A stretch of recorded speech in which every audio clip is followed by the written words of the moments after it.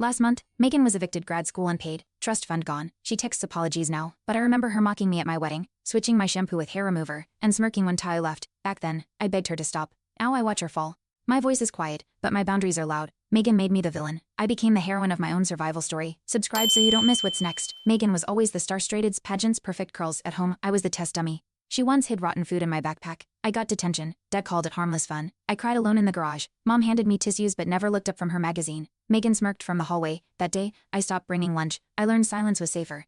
My trust in family started cracking, piece by piece. We shared a room until I was 16. I once found my journal soaked in water. Pages ripped. Megan denied it, of course. Maybe you spilled something, she shrugged. That journal held my first love letter never sent.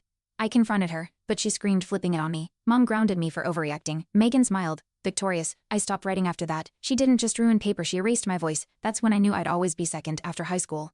I got a scholarship first in the family. Megan rolled her eyes, called it a diversity pity pick. At the celebration dinner, she spilled wine on my dress, then laughed. Dad told me to lighten up. I faked a smile, choking on pride and pain that night. I ripped the dress seams apart, not in anger, clarity. Her cruelty wasn't random. It was tradition. Polished in pearls and practiced with ease. At Tyler's birthday, Megan gave him a cologne, my favorite scent. She winked at me across the cake. Later, I found her phone on the bathroom sink. Screen lit up, their texts, flirtatious inside jokes. My stomach flipped. When I asked Tyler, he said, "You're being paranoid." Megan giggled from the hallway. I didn't sleep that night. That's when I realized betrayal doesn't always come with daggers, sometimes. It smells like Sandoval. I joined therapy in secret. Megan found the appointment card and posted it on her Instagram story. Caption, "Someone's finally cracking." I locked myself in the bathroom, shaking. Mom said, "She didn't mean it." Dad chuckled. I canceled my next 3 sessions. Silence swallowed me whole again. The girl who once whispered in journals now feared every sentence. I wasn't breaking, I was being broken, carefully, by someone I once called sister. When Megan moved in after her breakup, she rearranged my kitchen label drawers. Threw out my mugs, just helping, she said. I came home one night and my favorite photo with Tyler was gone, replaced by one of her solo in Paris. She laughed. Better aesthetic. I didn't argue. I started sleeping at Olivia's. Megan wasn't just intruding, she was erasing. Every boundary blurred until home felt like her stage, and I, the unwilling understudy. I came home to shredded mail bills, appointment letters all mine. Megan claimed it was the dog. We didn't have one. My credit card had 3 new charges, beauty products I never bought. When I confronted her, she sobbed, said I never support her. Mom handed her tissues, I held mine too, stuffed in my fist, silent. That day, I realized Megan wasn't careless, she was calculated, and I was living with my rival in disguise. Tyler called me sobbing. "I need to tell you something," he said. His voice cracked. Emma wasn't biologically mine. I dropped the phone, my knees hit the hardwood. Megan had used Tyler, used me, lied again. I screamed into a pillow, voice gone raw. That night I packed Emma's baby book. I wasn't her mother, I was a decoy in Megan's twisted play, and curtain call had come. I called a family meeting. Megan didn't flinch. DNA test lie, she smirked. I showed the lab email to Olivia, gasped. James clenched his jaw but said nothing. Emma slept upstairs safe. Unaware, you used my womb as your lie, I whispered. Megan's mascara ran. No apology. Just silence. For once, Olivia didn't defend her. That silence, it roared louder than any scream I'd ever bottled up. I left Emma's nursery untouched. Her lullaby still echoed. But the crib sat empty. Tyler moved out quietly. Megan stayed in the guest room, uninvited, unwelcome. Olivia canceled her spa trip. She stayed near me now. We cried together. Not about Megan. About everything else we never spoke of. Her regrets. My lost years. Emma's absence felt like gravity, and yet I was still breathing, still standing. James invited me for lunch alone. He asked about college, about kickbacking. I watched that match on YouTube, he admitted. For the first time, he saw me, not Megan's shadow, not a mistake. Just Dakota. He passed me an envelope. Inside a check. Start fresh, he said. I didn't cry, I nodded. That wasn't love, it was acknowledgement. And in this family, that was a revolution. Megan tried apologizing again. Roses on my porch. A letter tucked in. I miss us. It read. I burned it in the sink. The smoke curled like her lies. Olivia watched but said nothing. She didn't need to. That fire wasn't anger. It was closure. The girl who once begged for love now chose silence. I wasn't healing for Megan. I was healing despite her. At the courthouse, I handed over guardianship papers. Emma would stay with Megan. I felt like I was severing a limb. Olivia gripped my hand. This isn't surrender, she said. Megan avoided my eyes. The judge nodded. Final. I walked out into sunlight. My body trembled. But my steps didn't falter. Sometimes healing means letting go of what was never yours to hold. I thought court would be the end. Then Megan posted a blog. How my sister stole my daughter. Photos, timelines fabricated to hell. Overnight, strangers called me a monster. My inbox flooded. Tyler called in tears, begging forgiveness. Olivia slammed her phone down, furious. James threatened legal action. But I said no. No more fighting shadows. Megan wanted a war. I built walls. Let her scream into silence. Truth didn't need hashtags. It needed distance. A reporter reached out. She'd found discrepancies in Megan's timeline. Want to talk, she asked. I hesitated, but I met her coffee shop booth in the back. I handed over Emma's original birth records, Tyler's messages, court files. She nodded. Recorder blinking. I didn't cry. I just read aloud Megan's email. She can't know the truth. My voice didn't shake. The story aired. Megan's blog vanished. I didn't win. I just stopped hiding. Megan filed for bankruptcy. Her influencer deals dried up. Tyler sued for defamation. James cut her off financially. Olivia blocked her number. Megan texted me, you ruined me. I didn't reply. She hadn't been ruined. She'd been revealed. The difference was choice. She chose sabotage. I chose survival. And the world finally saw the difference. Truth doesn't roar. Sometimes it whispers loud enough to shake a kingdom built on lies. Emma sent me a drawing, stick figures, 2 hearts, and coda written in wobbly letters. Megan must have slipped it in the mail. I stared at it for hours. I cried for the first time in weeks. Olivia framed it. One day, she whispered. I didn't hope. I healed. The love wasn't gone. It had just shifted forms. Sometimes, even in chaos, something beautiful insists on surviving. Emma's drawing reminded me I still mattered. Megan's ex, Alex, contacted me quietly. He'd been watching, gathering screenshots, emails. I stayed silent too long, he said. His folder was thick proof of Megan's lies dating back years. He handed it over. No strings. You deserve peace, he whispered. I shared it with my lawyer, then deleted his number.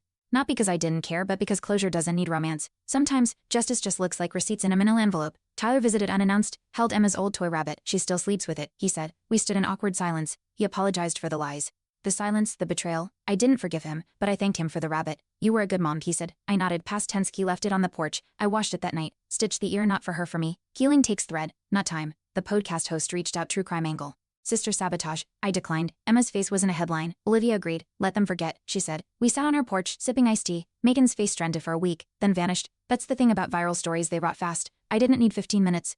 I needed forever quiet boundaries, a life where I chose what stayed sacred. No microphones, no platforms, just peace. James handed me a manila envelope, no words. Inside, Megan's trust documents. Voided. He added a handwritten note. Dakota, this belongs to you now.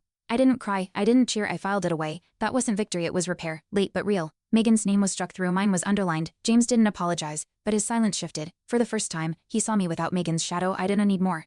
That was enough. I walked past Megan at the grocery store. No eye contact. She wore sunglasses indoors. Her cart held instant noodles and off-brand shampoo. Mine had basil and almond milk. She brushed past me silent. No insults, no smirks, just absence. That moment didn't feel like triumph. It felt like neutrality, like she'd become a stranger again. Maybe that's what real endings look like. Not fire, not rage, just the quiet exit of someone no longer needed. I found my old journal in the attic, pages warped, ink smeared, but intact. I flipped to the love letter.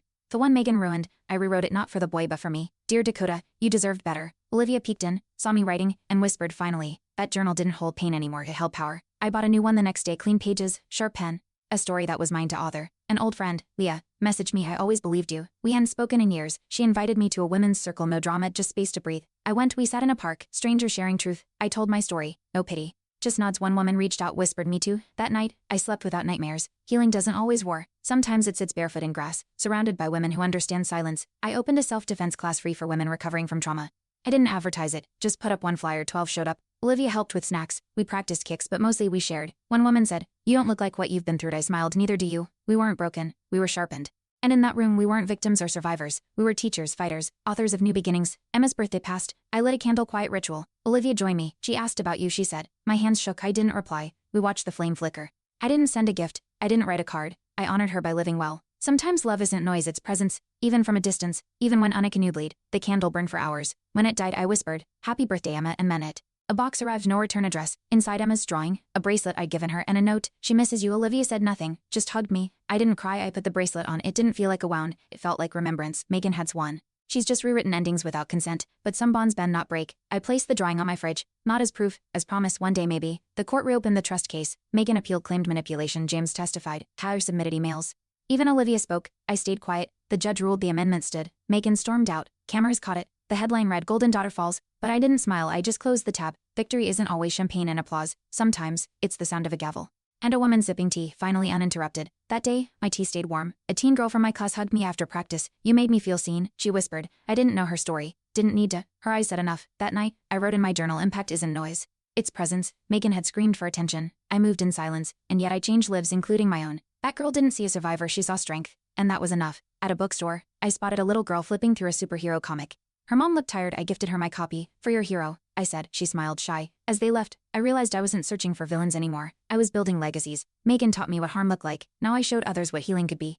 In pages, in punches, in quiet kindness. That's how you rewrite a story. Now that the chaos settled, I sit on Olivia's porch most evenings. We drink tea, sometimes in silence. I feel the weight lift slowly but surely. Megan's name doesn't taste bitter anymore. It's just a fact, like weather or taxes. I write again daily. My journal isn't a secret anymore, it's a map. Emma's drawings still hang by my bed. I don't wait for her. But if she comes back, she'll find me whole, not broken. That's my legacy now. I teach every Thursday new faces. Same stories, betrayal, silence, resilience. One woman asked, how did you forgive? I didn't lie, I didn't. I just stopped laying at lead. That landed harder than any kick. Forgiveness isn't required for healing. Sometimes, you go around the wound. I wear a bracelet from Emma every session. It's not armor, it's a reminder that love can survive lies, that pain doesn't cancel joy. I am not what Megan did. I am what I chose next. Megan moved out of state. No goodbye, no letter, just gone. Olivia mailed me the forwarding address. I tossed it. James called.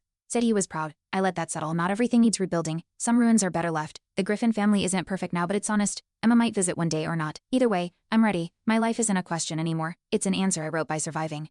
I opened my first writing workshop last month. All women, all stories. We laugh, we cry, we rage together. I read from my journal aloud. Pain taught me boundaries. Betrayal gave me clarity. The room went quiet, then applause. Olivia framed my workshop flyer. It hangs next to Emma's drawing. One symbolizes past, one purpose. Megan Ness' voice no longer echoes here. Only ours, only strong, only true. This ending, I wrote it with every word earned. Thanks for watching. Hit subscribe to check out more stories on my channel.